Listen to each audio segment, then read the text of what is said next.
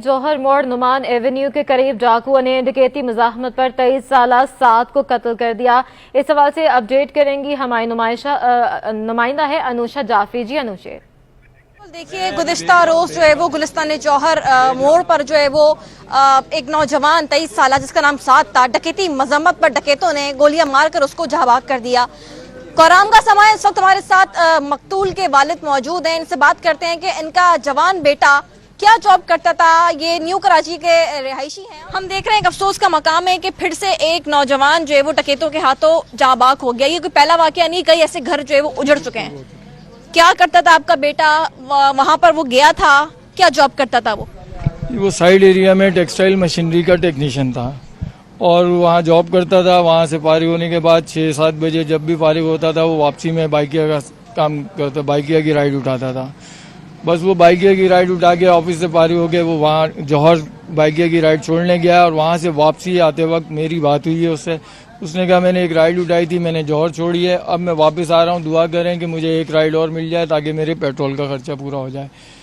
बस इस चक्कर में, और जब मेरी बात हुई है 7:30 बजे का टाइम था और 20 मिनट बाद जो है हमें फ़ोन आया है कि आपके बच्चे को एक्सीडेंट हो गया, आप जिना अस्पताल पहुँचे। वो गालिबन किसी पुलिस वालों ने फ़ोन किया था।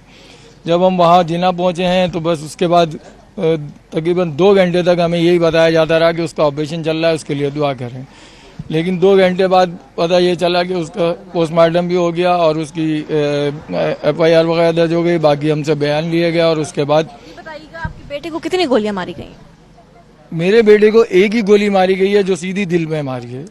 और जी बाइक पे था और वहाँ से वापस आ रहा था। जौहर शादीशुदा नहीं था, उसकी शादी की तैयारियां चल रही थी। मैं सिर्फ एक ही मुतालबा करूंगा कि बस किसी और माँ की गोद उजड़ने से पहले इन दरिंदों को कैफर किरदार तक पहुंचाएं और हमें इंसाफ दिलाएं। बिल्कुल अफसोसनाक वाकया। पुलिस को चाहिए कि फौरी तौर पर इन दरिंदे, जो वर्ड यूज किया है इनके वालिद साहब ने कि ये जो डकैत घूम रहे हैं इनको जो है फौरी तौर पर कैफर किरदार तक पहुंचाया जाए। और ये भी कहा जा रहा है कि मुकदमा जो है वो दर्ज हो चुका है। इंपोर्ट एक्सपोर्ट का काम जो है वो उनका बेटा जो है वो करता था और इनके वालिद साहब भी जो है वो बेरोजगार हैं। इन्होंने निगरान हुकूमत से यही मुतालबा किया है कि हमें इंसाफ दिलाया जाए और अगर निगरान हुकूमत इनके वालिद को जो है वो रोजगार पे लगाते तो ये अपने बच्चों का पेट पाल सकेंगे और साथ साथ अपने घर का किराया भी जो है वो अदा कर सकेंगे। जी।